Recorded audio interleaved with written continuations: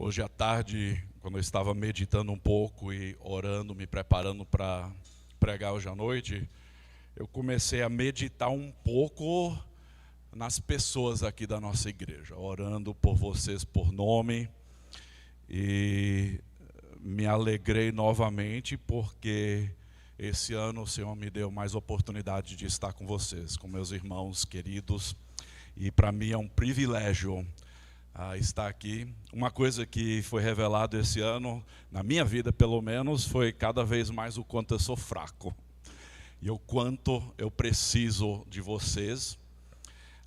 Isso é uma coisa boa, porque reconheço que ainda estou longe do alvo, igual como todos nós, e a graça de Deus tem nos sustentado, a graça de Deus tem nos fortalecido, nos dado direção.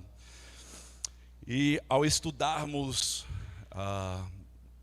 essa história de José, facilmente nós podemos ficar desanimados com as circunstâncias da vida em que nos encontramos, pensando que Deus está longe, que Deus não se interessa com o que está acontecendo em nossas vidas, ou que talvez Deus simplesmente não tem controle ou não sabe o que faz. E a história de José nos ajuda a entender de uma forma clara que Deus é um Deus soberano, todo-poderoso, que está ativo em cada detalhe das nossas vidas, a cada momento. E a verdade é que a nossa história faz parte de uma grande história que Deus está escrevendo. E a maravilha de louvarmos e servirmos a um Deus soberano é que nós passamos a entender que mesmo as nossas falhas e os nossos erros se encaixam dentro do seu grande plano soberano, que Deus pode redimir as nossas falhas para a glória dele. Essa é a história de José que nós temos aprendido, é a história de um Deus que tem propósito em tudo que faz, mas às vezes demora para podermos enxergar ou até mesmo entender o propósito de Deus, entender o que Deus está fazendo em nossas vidas. Então minha oração tem sido, eu sei do Rony também, minha oração tem sido que ao longo desses meses que temos estudado os patriarcas, é que isso pode abrir os nossos olhos para a grandeza do Deus que nós servimos, e que isso possa nos encher de esperança em meio de momentos de grande incerteza. Esse tem sido um ano como nenhum outro, né? Creio que ninguém aqui já passou por um ano como esses últimos dois, na verdade, que nós temos passado. Mas Deus não deixa de ser um Deus soberano, mesmo durante esses 2 anos de extrema incerteza e grande dificuldade. Deus continua sendo um Deus soberano, um Deus que sabe o que faz.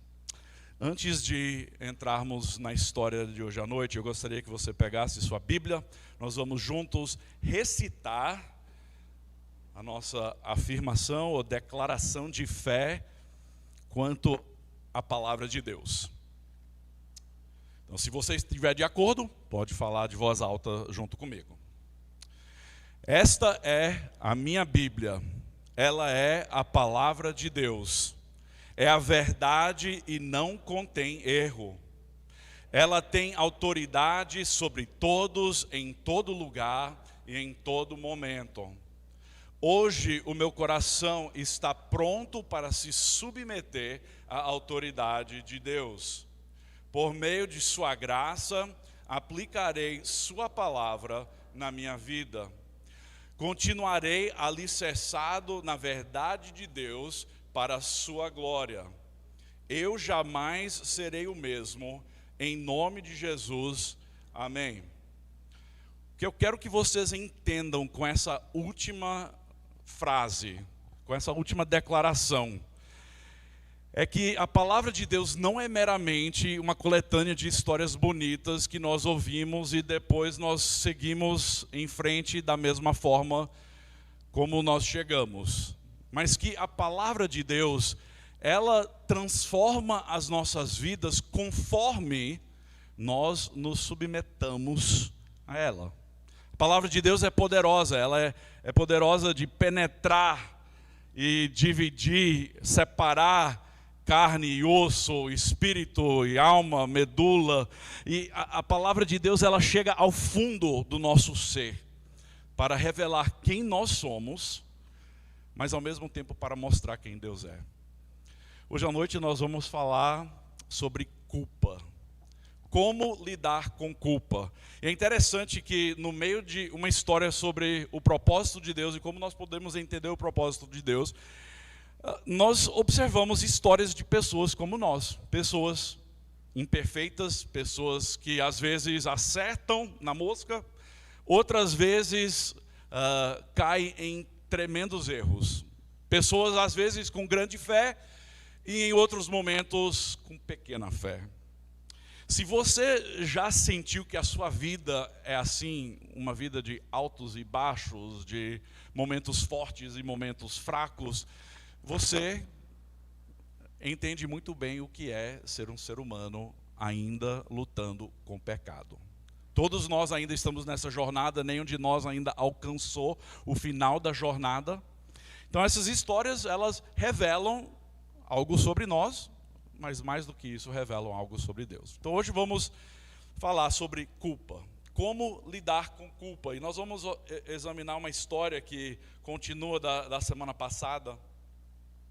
Mas antes de vermos o trecho que vai ser Gênesis capítulo 42, se você quiser já abrir, pode já abrir.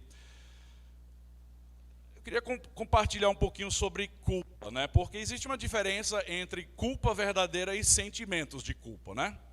É o que eu quero dizer com isso. Então, você pode ser culpado de ter cometido um crime, você é culpado, mas você pode não sentir culpa nenhuma. Você pode estar muito bem com a vida e não sentir nada quanto àquilo que você fez. Então há uma diferença, e a gente tem que ter muito cuidado muitas vezes de distinguir entre o que é culpa verdadeira e o que são simplesmente sentimentos de culpa. Diante de Deus, todos nós somos culpados de ter pecado, de ter violado a lei perfeita de Deus. Todos nós, sem exceção, somos pecadores. Então isso quer dizer que nós somos culpados. Mas nós que conhecemos a Jesus Cristo, que já fomos perdoados dos nossos pecados, recebemos a justiça de Cristo e agora somos declarados justos, nós ainda lutamos com o pecado. E Deus tem nos dado duas coisas muito interessantes, duas ferramentas muito importantes para lidarmos com o pecado que ainda nos aflige. Uma delas é a nossa consciência. Deus nos dá uma consciência e à medida que nós conhecemos a palavra de Deus, Deus pode acusar a nossa consciência para que nós entendamos que nós estamos no caminho errado. Nós podemos chamar isso de sentimentos de culpa, né? Mas Deus também nos dá o seu Espírito Santo. E o seu Espírito Santo revela em nós o nosso pecado, a nossa necessidade por perdão, a nossa necessidade por transformação. Mas o sentimento de culpa é uma emoção muito forte. Não sei se você já sentiu, talvez você hoje está sentindo culpa por alguma coisa, né? Às vezes nós nos sentimos culpados porque os nossos filhos fazem algo errado na escola e pesa em nossa consciência que a gente não educou corretamente ou não fez o suficiente e eles estão desobedecendo. Hoje em dia não é o caso, a maioria dos pais pensa que os filhos são perfeitos, né? Então, mas vamos supor que você tem na sua consciência esse peso, né? Você se sente culpado por causa de algo que o seu filho fez. Você pode se sentir culpado até às vezes por algo que você nem tenha feito errado, mas é simplesmente um sentimento que vem. Mas a verdade é que a maioria das pessoas lutam com sentimentos de culpa e muitas pessoas lutam por anos para superar esses sentimentos. Mesmo pessoas que reconhecem que Deus tem oferecido o seu perdão por meio do seu Filho Jesus Cristo, o peso dos pecados do nosso passado, muitas vezes, podem nos impedir de alcançar liberdade verdadeira que somente é encontrada na graça de Deus. Muitas vezes esses sentimentos se tornam obstáculos. nos impedindo de avançar na jornada cristã. E não são apenas os pecados do passado que nos afligem. Pecados atuais também podem nos prender. E eu confesso que é difícil, muitas vezes, calar aquela voz na mente, sussurrando que os meus erros e as minhas falhas me tornam incapaz e indigno de servir a Deus. Mas essa é a mentira do diabo. Por quê? Porque nós que um dia confessamos Cristo como Salvador, o nosso pecado foi perdoado. Nós fomos declarados justos por meio do sangue de Cristo que foi derramado em nosso lugar. E não há pecado no nosso passado, não há nada que nós tenhamos cometido no nosso passado que nos torne incapaz de servir a Deus. Incapaz ou indigno de servir a Deus. A nossa dignidade não é a nossa mesma, mas é a dignidade de Cristo. Nós somos dignos hoje de servir a Cristo por causa de Cristo e aquilo que Ele fez por nós. E quando nós encontramos os irmãos de José, hoje nessa história, nesse ponto da narrativa, eles estão presos, acorrentados aos seus sentimentos de culpa devido ao crime que cometeram contra José 20 anos antes. Pensa sobre isso. 20 anos esses homens viveram lidando com aquele sentimento de culpa, aquele fardo carregando sobre os seus ombros. Na verdade, eles eram culpados. Eles fizeram algo errado. 20 anos se passaram desde que eles jogaram José no poço e depois o venderam como escravo.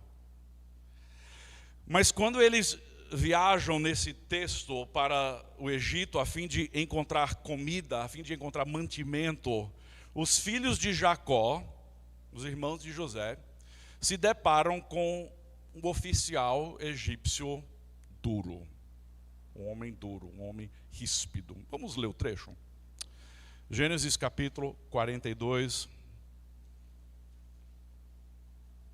Não é um capítulo muito longo e é uma história muito interessante, então vamos ler o capítulo inteiro.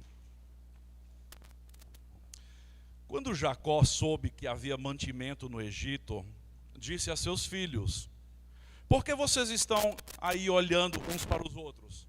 E acrescentou: ouvi dizer que há cereais no Egito. Vão até lá e comprem cereais para que vivamos e não morramos. Então 10 dos irmãos de José foram para comprar cereal no Egito, mas Jacó não enviou Benjamim, o irmão de José, na companhia dos irmãos, porque dizia: e se lhe acontecer algum desastre? Entre os que iam, pois, para lá foram também os filhos de Israel, pois havia fome na terra de Canaã. José era governador daquela terra. Era ele quem vendia a todos os povos da terra. Os irmãos de José vieram e se prostraram com o rosto em terra diante dele. Quando José viu os seus irmãos, reconheceu-os, porém não se deu a conhecer. Foi ríspido com eles e lhes perguntou: de onde vocês vêm? Responderam: da terra de Canaã para comprar mantimento. José reconheceu os irmãos, mas eles não o reconheceram. Então José se lembrou dos sonhos que teve a respeito deles e lhes disse: vocês são espiões e vieram para ver os pontos fracos da terra. Eles responderam: não, meu senhor, estes seus servos vieram só para comprar mantimento. Somos todos filhos de um mesmo homem, somos homens honestos. Estes seus servos não são espiões. Ele, porém, lhes respondeu: nada disso. Pelo contrário, vocês vieram para ver os pontos fracos da terra. Eles disseram: nós, seus servos, somos 12 irmãos, filhos de um homem na terra de Canaã. O mais novo está hoje com nosso pai, outro já não existe. Então José lhes disse: é como já falei, vocês são espiões. Nisto vocês serão provados. Juro pela vida de Faraó que vocês não sairão daqui, sem que primeiro venha o irmão mais novo de vocês. Envie um de vocês que busque o seu irmão. Vocês ficarão detidos para que sejam provadas as palavras de vocês, se há verdade no que dizem. Ou se não, juro pela vida de Faraó que vocês são espiões. E deixou todos presos por 3 dias. No terceiro dia, José lhes disse: façam o seguinte e viverão, pois temo a Deus. Se são homens honestos, que um de vocês fique detido aqui, onde estão presos, os outros podem ir, levando cereal para matar a fome das suas famílias. E tragam-me o seu irmão mais novo, com o que serão verificadas as palavras de vocês, e vocês não morrerão. E eles se dispuseram a fazê-lo. Então disseram entre si: na verdade, estamos sendo castigados por causa de nosso irmão, pois vimos a angústia de sua alma, quando nos pedia e não lhe demos ouvidos. Por isso, nos sobrevém agora esta ansiedade. Rúben respondeu-lhes: não é verdade que eu disse, não pequem contra o jovem, mas vocês não quiseram me ouvir, pois agora estão vendo que o sangue dele está sendo requerido de nós. Eles, porém, não sabiam que José os entendia, porque eles falavam por meio de um intérprete. E retirando-se deles, José chorou. Depois, voltando para junto deles, lhes falou outra vez. Escolheu Simeão e o algemou na presença deles. José ordenou que lhes enchessem de cereal os sacos e lhes restituíssem o dinheiro a cada um no saco de cereal e os suprissem de comida para o caminho. Assim foi feito. E carregaram o cereal para os seus jumentos e partiram dali. Quando um deles abriu o saco de cereal para dar de comer ao seu jumento na estalagem, encontrou o dinheiro na boca do saco de cereal. Então disse aos irmãos: devolveram o meu dinheiro, está aqui na boca do saco do cereal. O coração dos irmãos se encheu de medo e, tremendo, entreolhavam-se, dizendo: o que é isso que Deus nos fez? E vieram para Jacó, seu pai, na terra de Canaã, e lhe contaram tudo o que lhes havia acontecido, dizendo: o homem, o Senhor da terra, falou conosco de maneira ríspida e nos tratou como espiões da terra. Dissemos a ele: somos homens honestos e não espiões. Somos 12 irmãos, filhos de um mesmo pai. Um já não existe e o mais novo está hoje com nosso pai na terra de Canaã. Então o homem, o Senhor da terra, respondeu: nisto saberei que vocês são homens honestos. Deixem comigo um de seus irmãos, peguem o cereal para remediar a fome de suas casas e vão embora. Mas tragam-me o seu irmão mais novo. Assim saberei que vocês não são espiões, mas homens honestos. Então entregarei o irmão de vocês e vocês poderão negociar na terra. Aconteceu que quando foram despejar o cereal que havia nos sacos, cada um tinha a sua trouxinha de dinheiro no saco de cereal. Ao ver as trouxinhas com dinheiro, ele e o seu pai ficaram com medo. Então Jacó, o pai deles, disse: vocês vão me deixar sem filhos. José se foi, Simeão se foi, agora querem levar Benjamim? Todas essas coisas aconteceram contra mim. Mas Rúben disse a seu pai: o Senhor pode matar os meus 2 filhos, se eu não trouxer Benjamim de volta. Deixe que eu tome conta dele, e o trarei de volta para o Senhor. Mas Jacó respondeu: o meu filho não irá com vocês. O irmão dele está morto, e ele é o único que ficou.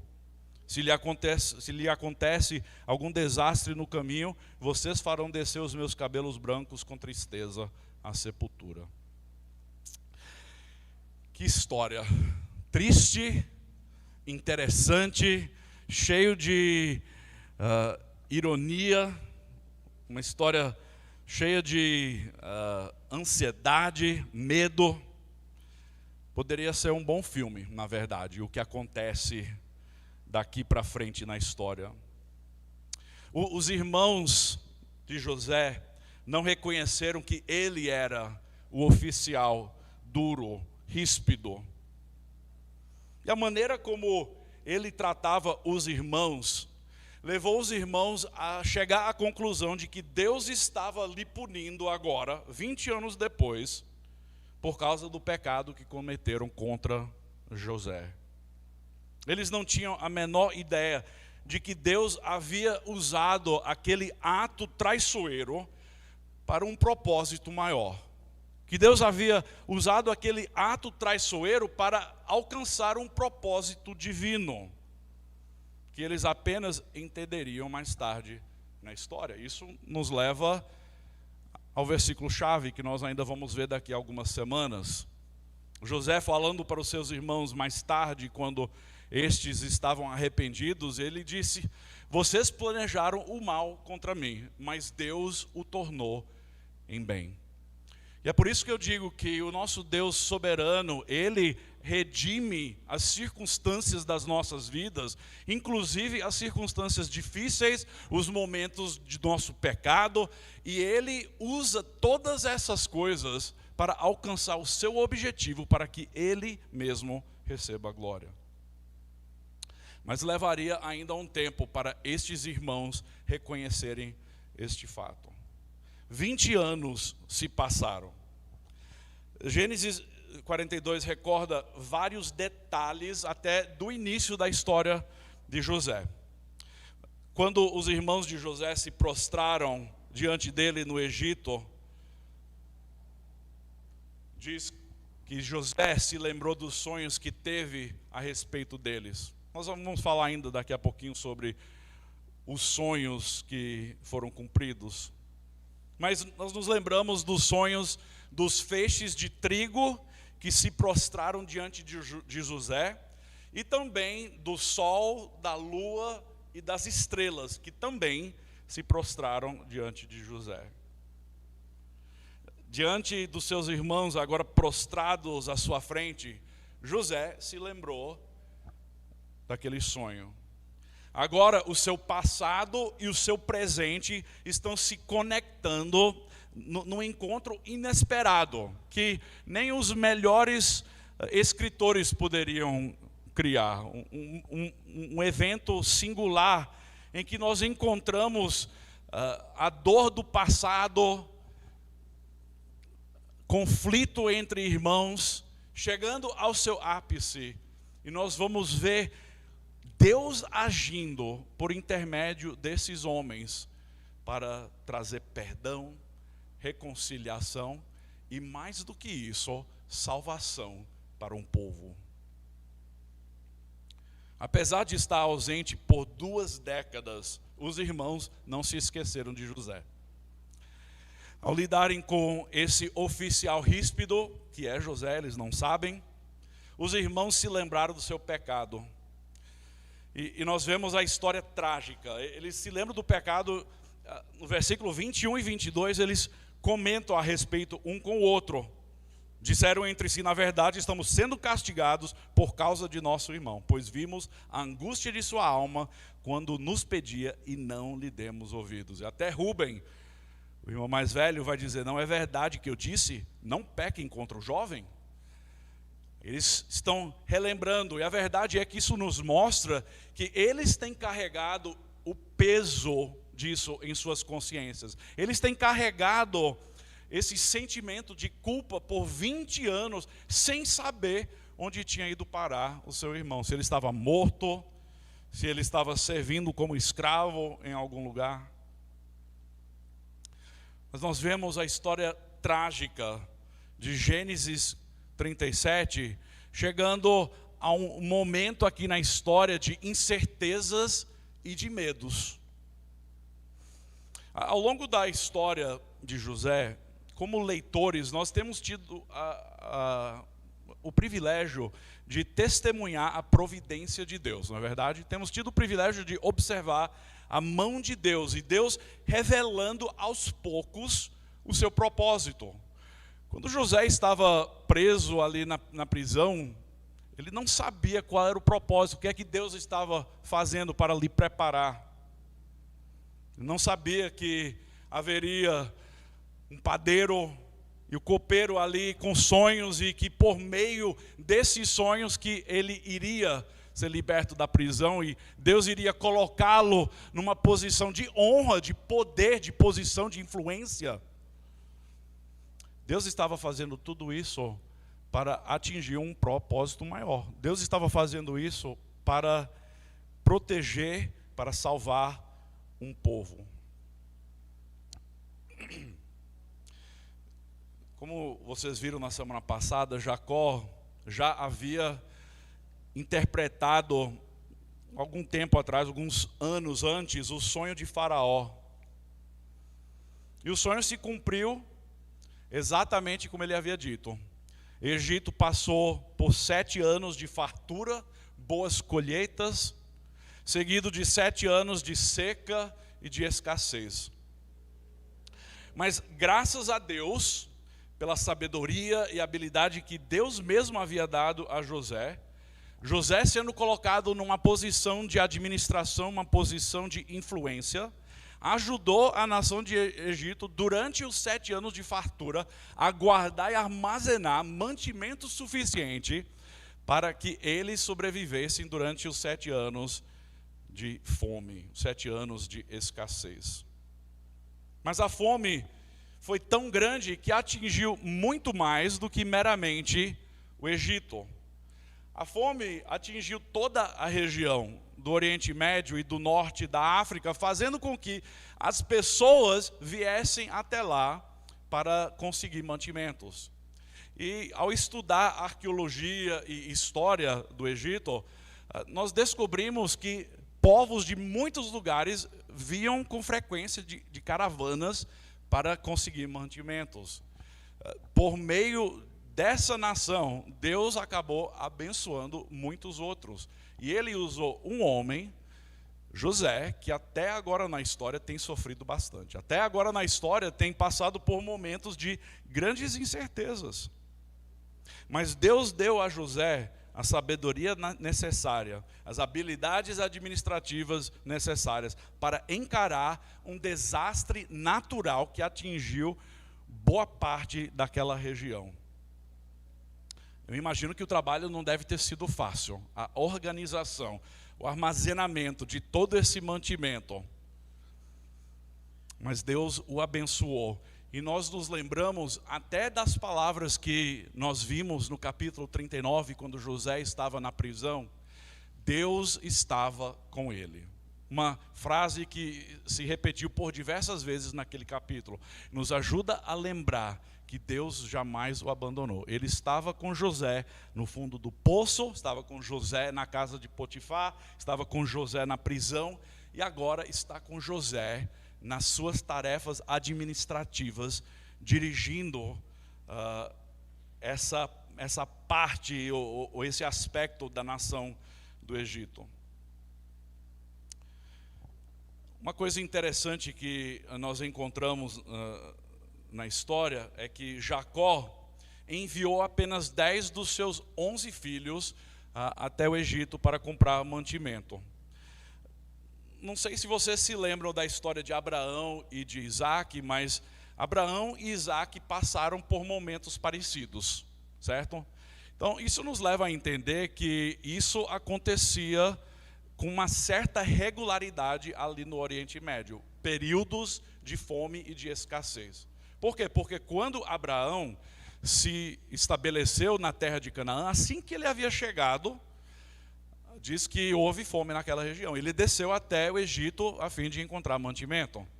Mais tarde na história, Isaac vai passar pela mesma circunstância. Só que Deus vai falar para Isaac que ele não deve ir para o Egito, que ele deve ficar em Canaã e que Deus vai providenciar. Então imagino que essas duas histórias já estavam na mente de Jacó. Jacó sabendo que não era a melhor resposta ele levar toda a família, todos os seus bens até o Egito e ali se estabelecer, mas ele iria enviar 10 dos seus filhos, ele mesmo iria ficar, seus servos, provavelmente muitos iriam viajar, mas outros iriam ficar. E Jacó, na história, ele guarda ou deixa para trás um filho, que a gente vai ainda tocar um pouquinho nesse um filho. Mas o interessante é que no livro de Gênesis, Egito, por diversas vezes, simboliza separação de Deus e ao mesmo tempo fartura. Coisa muito interessante, separação de Deus porque era uma terra fora da terra prometida, certo? Era um lugar distante, um lugar de idolatria, era um povo que mesmo que tinha fartura nas suas colheitas, era um povo que estava longe de Deus. E são histórias que, na verdade, vão nos preparar para um dos maiores eventos na história da Bíblia, o evento do Êxodo. Esses eventos estão preparando o fundamento para 430 anos de escravidão, onde o povo de Deus, ficando ali no Egito, clama a Deus e Deus vai libertá-los. Por meio dessa libertação, Deus vai estabelecer o seu povo na terra de Canaã. Ali Ele vai abençoá-los e aquele povo, por consequência, vai crescer. E lá na frente, através desse povo, o descendente, aquele descendente prometido em Gênesis capítulo 3, o descendente da mulher, o descendente de Judá, Jesus Cristo, vai se tornar o Salvador dos povos, vai se tornar o Salvador de todo que crer nele. Gente, essa é mais do que meramente uma história a respeito de um homem que viveu milhares de anos atrás. É uma história sobre redenção. É uma história sobre Deus agindo na vida de pessoas imperfeitas para cumprir um propósito maior. E nós temos o privilégio hoje de ver essa história por completa. Nós encontramos na história um pai temeroso. Sua esposa Raquel, a esposa que ele amava, né? Vocês se lembram da história? Ele tinha 4 mulheres, 2 esposas e 2 concubinas, mas Raquel era a única que ele realmente amava, que o coração dele estava voltado para cuidar e amar. E ela teve 2 filhos, José e Benjamim. José, a gente já sabe na história que os irmãos eram invejosos, tinham ciúmes porque José era o filho favorito do pai, recebeu bênçãos que os outros não receberam, e eles fizeram aquela tragédia, venderam como escravo José aos ismaelitas, que enfim o levaram para o Egito. Então, Raquel, nessa altura da história, já havia morrido, mas ela teve outro filho, e outro filho era Benjamim. Agora, nós encontramos um pai temeroso. Por quê? Ele envia 10 filhos para o Egito, mas ele deixa um para trás. Qual era esse? Era Benjamim. Por quê?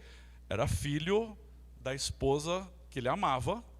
E agora que o outro filho já não existia mais na mente dele, já havia morrido 20 anos atrás, esse é o filho favorito dele. E ele não quer que o seu filho venha a enfrentar qualquer desgraça. Até no versículo 4 vai dizer: e se lhe acontecer algum desastre? Interessante que ele não fala isso a respeito dos outros 10, né? Imagine você como filho ouvindo seu pai dizer isso a respeito de um, mas não a respeito de você. Imaginem só. A preocupação de Jacó por Benjamim era excessivo. Benjamim não era uma criança, já era um homem. Benjamim provavelmente com 20 e poucos anos nessa altura da história.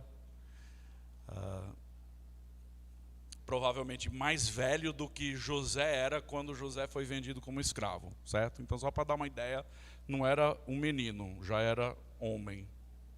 Mas de qualquer forma, Jacó não quer saber, não quer perder, já perdeu a esposa, perdeu o filho favorito, não quer perder o outro filho favorito. Então ele manda os 10. Se vocês se lembram lá atrás, na história, em Gênesis capítulo 37, quando Jacó mandou José ao encontro dos seus irmãos, isso resultou na eventual escravidão de José, correto? Mas é interessante que José, além de ser filho favorito, além de ter tido aqueles sonhos que deixou os irmãos cheios de ira, José também costumava fazer alguma coisa. Não sei se vocês lembram na história, mas ele costumava a falar para o pai tudo de errado que os irmãos andavam fazendo, né? Vocês já tiveram filhos assim? Já? Eu sim. Tenho 4 sempre teve um ou outro que sempre vinha contar o que os outros estavam fazendo, né? E José era esse filho. Então, imaginem só esses homens. Eu não estou desculpando o que eles fizeram, mas nos ajuda a entender a mentalidade deles naquela altura. O pai não os amava, não lhes tratava com carinho. O pai não lhes dava presentes como dava para José. Ainda mais José, o filho favorito, ele sempre contando para o pai o que você está fazendo errado. Ele tem sonhos dizendo que um dia nós vamos nos prostrar diante dele de alguma forma. Esses irmãos estavam dentro da razão na mente deles por ter feito o que eles fizeram. Mas agora aqui nós estamos, finalmente, diante de José. Só que José hebreu tinha uma cara diferente de José egípcio. Não sei se você já estudou, viu livros sobre os egípcios, mas eles costumavam pintar os seus rostos, certas maquiagens, usar certos chapéus ou cobertos na cabeça. Às vezes os mais poderosos tinham imagens de cobra e joias e mantos. Ele, agora 20 anos mais tarde, não está parecendo da mesma forma. Mas José reconhece. Por quê? Usando os mesmos trajes, né? Um pouco mais velho, mas deu para reconhecê-los. Mas José, agora no Egito, e José reconhece, mas não fala nada de imediato. O capítulo inteiro, o diálogo acontece, a história vai rolar, mas José não vai falar nada para os irmãos. Os sonhos. Agora, os irmãos chegam diante de José, se ajoelham, se prostram. Por quê? Porque José, sem ele saber quem é um homem poderoso. É aquele que foi colocado responsável por todo o Egito para administrar o armazenamento, a distribuição de todo o mantimento. Então, ele é poderoso. Segundo em comando, na verdade, na nação inteira. Um homem extremamente poderoso. Então, eles se curvaram, reconhecendo a posição desse homem. Ele, fingindo que era um desconhecido, né? Mas os mesmos homens que o colocaram na escravidão, agora estão diante dele vulneráveis, pobres, necessitados, pedindo ajuda por sua própria sobrevivência. Você já estudou o que é ironia? Isso é ironia. Porque antes eles haviam tirado José da sua posição, colocaram ele ali num poço, eles todos mais velhos, mais fortes. José, o vulnerável, se tornou o pobre miserável, dependendo apenas de Deus para a sua própria sobrevivência. E agora estes homens estão numa situação parecida. Ironia. É uma certa reversão de sorte. E nessa reversão de sorte, nós encontramos os irmãos, vez após vez, lembrando daquilo que fizeram.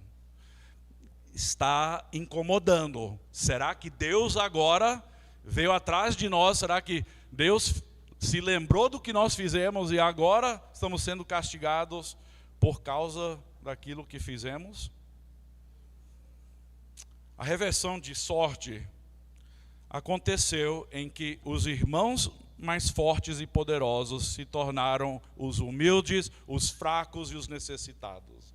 E aquele que antes era o fraco e necessitado e agora está diante deles.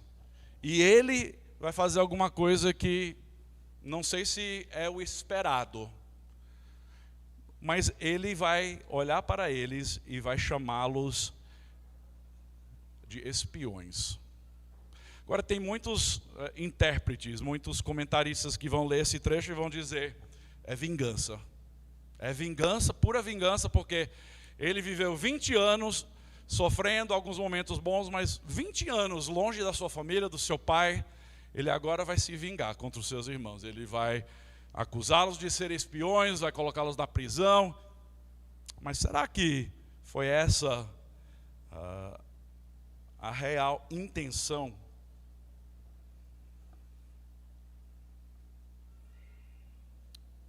A ironia aumenta quando os irmãos protestam, dizendo: nós somos homens honestos. Homens que viveram 20 anos com uma mentira, né? Mentindo ao seu pai. Por quê? Porque eles haviam dito ao seu pai que José foi morto por um animal selvagem. Levaram até o manto de cores de volta ao pai com sangue, que eles haviam matado um animal, colocaram o sangue e disseram: olha, seu filho certamente foi morto. Viveram 20 anos com essa mentira. Agora estão dizendo a José: nós somos homens honestos. E ainda mais no versículo 11, somos seus servos, né? Não nos acuse de ser espiões, nós não estamos aqui para espiar.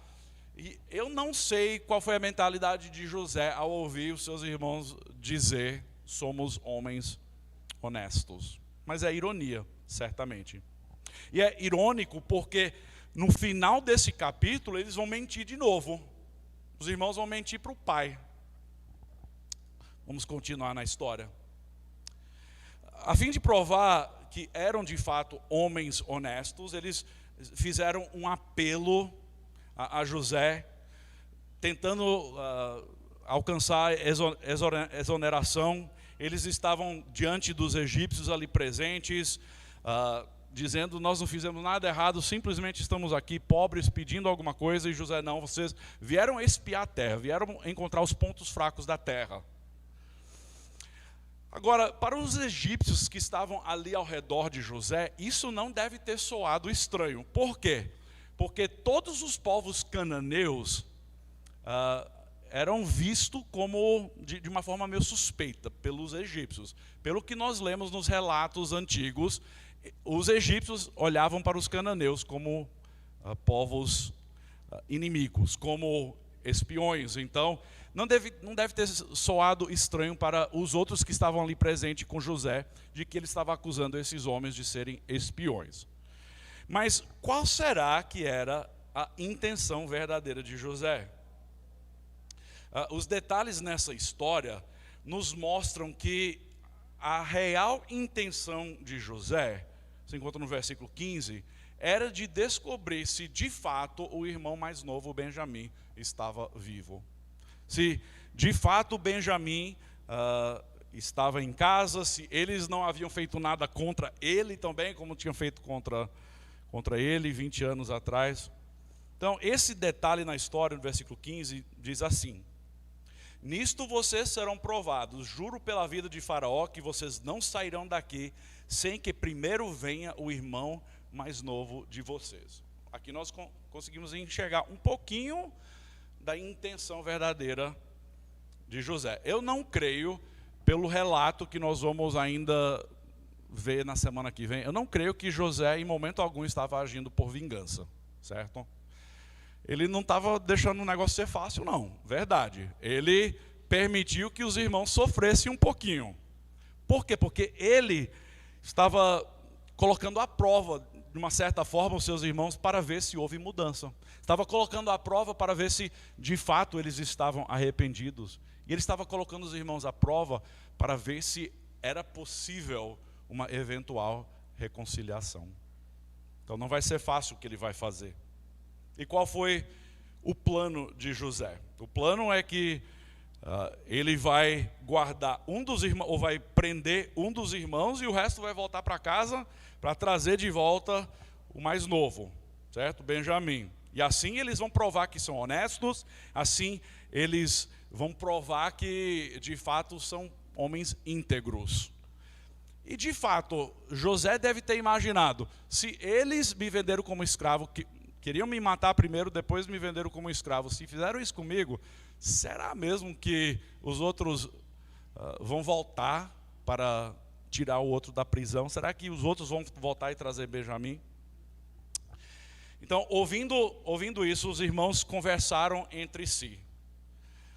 E eles presumindo que José não podia entender, né? Porque José estava usando um intérprete e eles não sabiam que era José que falava a mesma língua. José ali, ignorando os pedidos e o clamor dos seus irmãos. E Rúben aqui vai tomar, de uma certa forma, uma certa liderança por um momento. Ele vai lembrar os irmãos daquele momento, quando venderam José como escravo, o momento em que ele disse, nós não devemos estar fazendo isso. Ele acusou os irmãos de estarem fazendo algo errado. E aqui, novamente, ele vai trazer isso à tona. Ele vai dizer, vocês se lembram, eu falei, vocês não me ouviram, não me deram ouvidos. E com tudo isso, em toda essa interação, José ali ouvindo a admissão de culpa por parte dos irmãos, diz que ele se retraiu, foi para outro lugar a fim de chorar.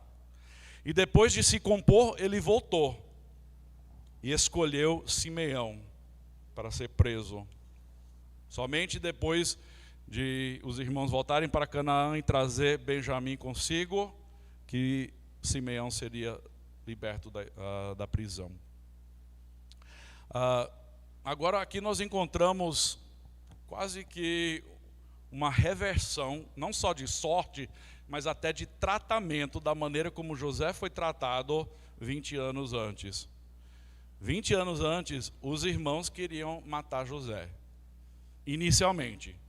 Depois, eles queriam vendê-lo e fizeram isso, venderam ele como escravo. Agora, José iria expor o caráter desses irmãos por meio de uma prova. Será que eles também iriam abandonar Simeão como escravo, como um prisioneiro, assim como eles haviam o abandonado?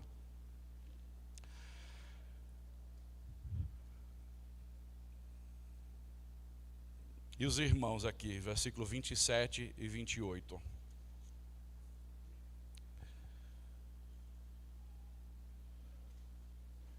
Eles saíram, foram embora, assim como José havia mandado, só que na história diz que José havia colocado todo o dinheiro que eles haviam trazido de volta no saco de cereais, certo? Então eles trouxeram o dinheiro para comprar os mantimentos e José mandou os servos colocar todo o dinheiro de volta, sem falar nada. Agora, a gente não sabe aqui também se isso é um ato de generosidade ou se é algo para acusar a consciência novamente deles, né? Mas de uma forma ou de outra, os irmãos, ao descobrirem que há dinheiro dentro dos sacos de cereais, vão dizer o seguinte, versículo 27 e 28, quando um deles abriu o saco de cereal para dar de comer ao seu jumento na estalagem, encontrou dinheiro. Versículo 28, então disse aos irmãos, devolveram o meu dinheiro, está aqui na boca do saco de cereal. O coração dos irmãos se encheu de medo e tremendo, entreolhavam-se dizendo, o que é isto que Deus nos fez? Eles voltando para casa, descobrindo que um tem o seu dinheiro ali, chegando em casa vão descobrir que na verdade todo o dinheiro foi colocado de volta nos sacos de cereal. O peso de Simeão ter sido deixado ali como prisioneiro, a alternativa levar Benjamim para libertá-lo, mas a possibilidade também de perder Benjamim, eles estão aflitos, eles não sabem realmente o que vão fazer. Isso nos leva a entender que pecado tem consequências, certo? Pecado sempre tem consequências. Você pode não colher hoje a consequência do seu pecado, mas em algum momento você vai. Pecado sempre tem consequências. Deus perdoa, sim. Deus sempre perdoa aquele que busca Ele e confessa e se arrepende. Mas o pecado tem consequências. Normalmente nós sabemos quando o nosso comportamento é pecaminoso. A maioria dos nossos pecados começam com decisões da nossa vontade de fazer algo que nós sabemos que é errado. A maioria das vezes. Há momentos em que há pecados que cometemos por ignorância, mas na maioria das vezes nós sabemos que estamos fazendo errado. Mas raramente, no início, nós paramos para contemplar a ira de Deus, o julgamento de Deus ou a consequência daquilo que nós vamos fazer. Raramente. Os povos das antiguidades, especialmente os povos do Antigo Testamento, eles tinham uma ideia muito diferente de como as suas ações afetavam a sua posição diante de Deus, né? Eles tinham uma ideia que, na verdade, muitos ainda têm, que Deus é um Deus vingador, que Deus está só procurando a oportunidade para se vingar contra cada um dos seus pecados, né? Então, esses irmãos, com certeza, têm essa perspectiva, ou esse retrato em mente, ao pensar sobre Deus. Deus está atrás de nós. Olha o que Deus está fazendo conosco. Foi por causa daquilo que nós fizemos com o nosso irmão. Deus agora vem e as consequências vão vir. Agora, eu não quero dizer que pecado não tem consequências. Eu já falei que tem. Mas o que eu quero sugerir é que nem toda coisa difícil ou sofrimento que nós encaramos na vida é resultado de um pecado lá atrás, né? Tem gente que pensa dessa forma. Você está com problema financeiro, deve ser pecado, né? Você está doente, deve ser pecado. E é a resposta de muitas pessoas, mas a Bíblia não nos mostra que Deus age dessa forma. Até no Novo Testamento, Jesus vai dizer que Deus faz chover sobre os justos e sobre os ímpios. Quer dizer o quê? A graça de Deus cai sobre os bons e sobre os ruins. O juízo de Deus também, em muitos momentos, vai cair sobre a humanidade, devido ao pecado e à maldição sobre qual a terra vive. Então, não é certo termos um conceito em nossas mentes como esses irmãos, de que, puxa, estou passando por uma dificuldade agora, só pode ser pecado, só pode ser pecado. Eles ainda não tinham em vista um Deus soberano que estava utilizando até mesmo os pecados do seu passado para desenvolver o seu plano, o seu propósito de salvar o povo. Deus vai permitir que por meio desses momentos de sofrimento, nesses momentos de ansiedade e de medo, que eles olhem para o seu pecado e reconheçam a sua culpa. E é aí que o sentimento de culpa é positivo, quando é usado para revelar o que há de errado dentro de nós, e é isso que aconteceu no caso dos irmãos.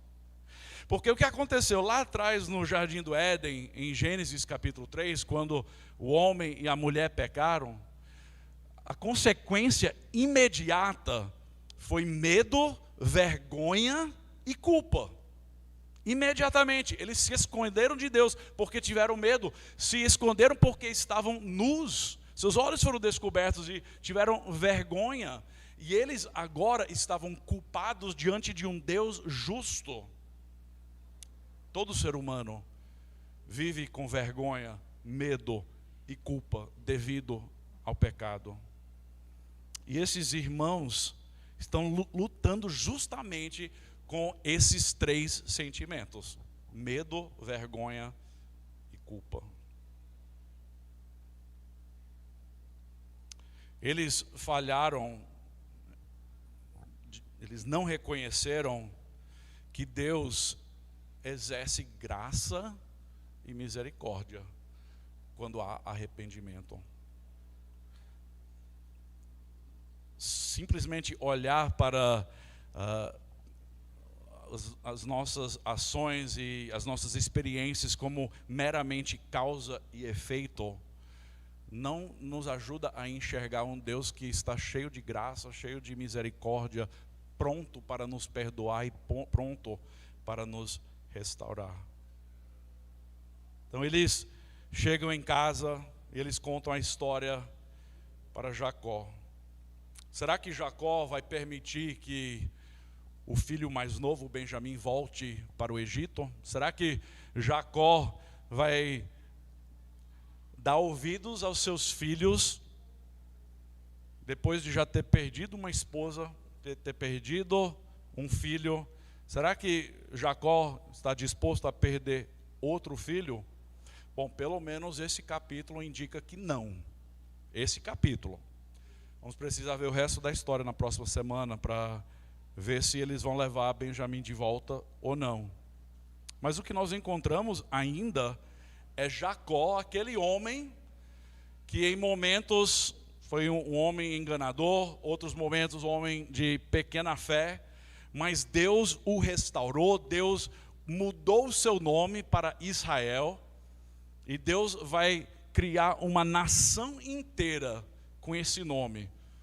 E os 12 filhos de Jacó vão ser 12 tribos, e dali para frente o desenrolar da história de Israel está baseada sobre a história que Deus nos revelou a respeito do seu relacionamento com Jacó. Mas é interessante que ainda aqui na história Jacó está com medo. Jacó não sabe o que vai acontecer, está cheio de dúvidas e ansiedades. Ele não quer deixar o filho mais novo voltar para o Egito. Por quê? Não quer perder o filho.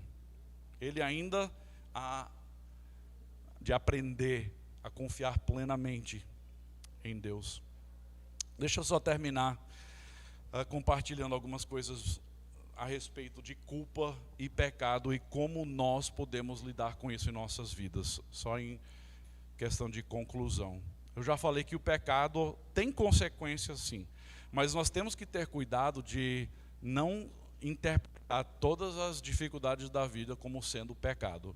Jesus, quando estava com seus discípulos certa vez, teve um encontro com um homem que nasceu cego, certo? E os discípulos perguntaram a ele: Jesus, mestre, quem pecou para que esse homem nascesse cego? Ele ou os pais? Nem sei porque eles perguntaram se foi ele, né? Porque se ele nasceu cego, como é que ele pôde ter pecado antes? Mas de quem foi o pecado? É a tendência natural do ser humano, né? Algo deu errado, então alguém fez algo errado. Mas Jesus respondeu para eles: nem ele pecou, nem os pais dele, mas isso aconteceu para que nele se manifestassem as obras de Deus. Ninguém pecou. Isso aí é simplesmente para que Deus seja glorificado através do milagre que eu vou fazer. O que nós precisamos entender a respeito de Deus é que Deus é um Deus soberano. Ele tem os seus propósitos. E Ele vai usar até o sofrimento, os nossos pecados, erros cometidos ao longo da nossa história. Ele vai usar tudo isso para fazer algo lindo. Essa é a maravilha do Deus que nós servimos, é que Ele pode pegar a nossa sujeira, as nossas bagunças, e Ele pode nos transformar em algo lindo, para a glória dEle.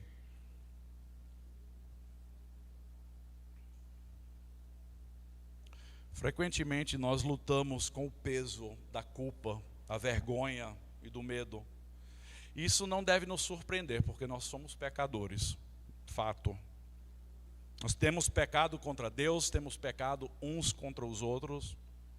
Mas quando nós ignoramos ou quando nós escondemos o nosso pecado, as coisas se complicam, né? Isso é normal. A consequência natural de nós escondermos pecado é que aquilo ali, em algum momento, nós vamos colher. Mas não é só porque Deus está só procurando um momento para se vingar, não. É simplesmente uma consequência natural da ordem estabelecida por Deus, por causa daquilo que nós fizemos errado.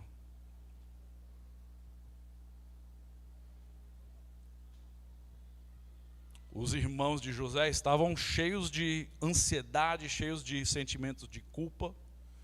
Todo esse tempo escondendo o pecado do passado, viviam com medo das repercussões, e eles tinham uma percepção distorcida de um Deus vingador. Mas como crentes em Jesus Cristo, nós podemos nos confortar, nós podemos ser encorajados ao reconhecer que a cruz de Jesus Cristo tem o poder para perdoar os nossos pecados e nos reconciliar com Deus e uns com os outros. Em Romanos capítulo 8, versículo 1, Paulo diz: agora, pois, já não existe nenhuma condenação para os que estão em Cristo. E diferente dos irmãos de José, nós não devemos reagir ao nosso pecado simplesmente com base em nosso sentimento de vergonha, nosso sentimento de medo, de culpa, mas baseado no desejo de conhecer a Deus e de ter comunhão com Deus. Deixa eu repetir isso de novo. Quando nós pecamos, a nossa resposta não deve simplesmente ser sentimentos de vergonha, de culpa e de medo. A nossa resposta principal deve ser um desejo de conhecer a Deus e de ter um relacionamento com Ele. Deus já conhece as profundezas do seu coração. Tudo que nós já fizemos, tudo que nós já pensamos, tudo que nós já dissemos nessa vida. O autor de Hebreus escreveu em Hebreus 4:13: não há criatura que não seja manifesta na sua presença. Pelo contrário, todas as coisas estão descobertas e expostas aos olhos daquele a quem temos de prestar contas. Tudo está descoberto, tudo está exposto aos olhos de Deus. Não há nada que você possa fazer para esconder pecado de Deus. Esses irmãos, pensando que podiam esconder o pecado por 20 anos do seu pai, não podiam esconder de Deus.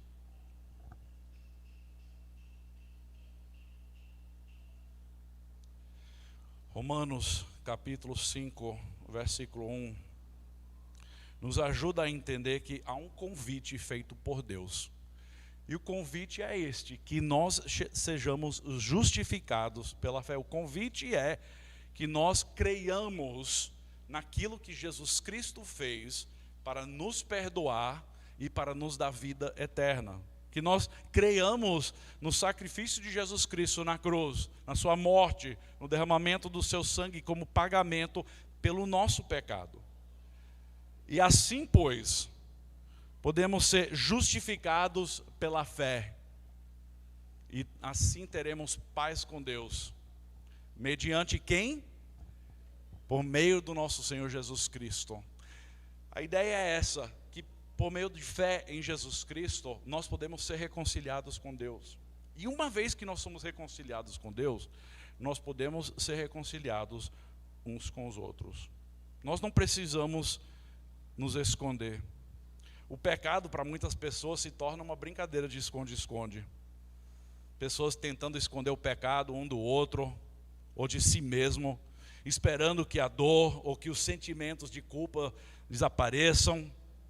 Mas a verdade é que ninguém pode se esconder de Deus. E nós não precisamos. Por quê? Porque Deus já sabe de tudo. E Deus deseja um relacionamento conosco. A palavra de Deus nos mostra que Ele veio até nós, que Ele tomou o primeiro passo em nosso sentido, que Cristo morreu pelos nossos pecados quando ainda éramos pecadores. E deixa eu terminar com mais um trecho. Romanos 5, 8 a 10. Mas Deus prova o seu próprio amor para conosco, pelo fato de Cristo ter morrido por nós quando ainda éramos pecadores. Logo, muito mais agora, sendo justificados pelo seu sangue, seremos por ele salvos da ira. Porque se nós, quando inimigos, fomos reconciliados com Deus, mediante a morte de seu Filho, muito mais, estando já reconciliados, seremos salvos pela sua vida. Nós podemos lidar com os nossos sentimentos de culpa entregando aos pés da cruz, sendo perdoados completamente por Jesus Cristo. Vamos orar? Senhor Deus, muito obrigado por essas histórias. Novamente nós nos identificamos com esses personagens, ó Deus, porque nós também temos enfrentado conflitos em nossas famílias, temos visto momentos em que fomos enganados, trapaceados por pessoas que nós amamos. Ó Deus, tudo isso reflete o mundo de pecado em que nós vivemos. Mas graças nós te damos, ó Deus, porque o Senhor tem nos providenciado um meio de escape, um meio de alcançarmos vida eterna e de sermos reconciliados com Deus. Pai, eu peço que nessa noite o Senhor use a Tua palavra que foi pregada para ministrar transformação nos corações dos ouvintes. Ó Deus, que a nossa consciência e talvez até sentimentos de culpa, ó Deus, sejam usados pelo Teu Espírito Santo para nos mostrar o caminho que devemos andar. Pai, se há pecado escondido na vida de alguém aqui presente, ó Deus, que isso seja revelado, que haja confissão e arrependimento genuíno.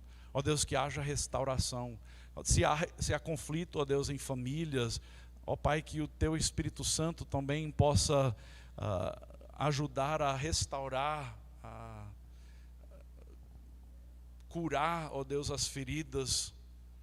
E ó Pai, se há alguém hoje à noite que ainda não conhece Jesus como Salvador, que nessa noite que possam chegar aos pés de Cristo, entendendo que Ele pode lidar com toda a nossa culpa, que Ele pode remover todo o nosso medo, toda a nossa vergonha e nos chamar de amigos.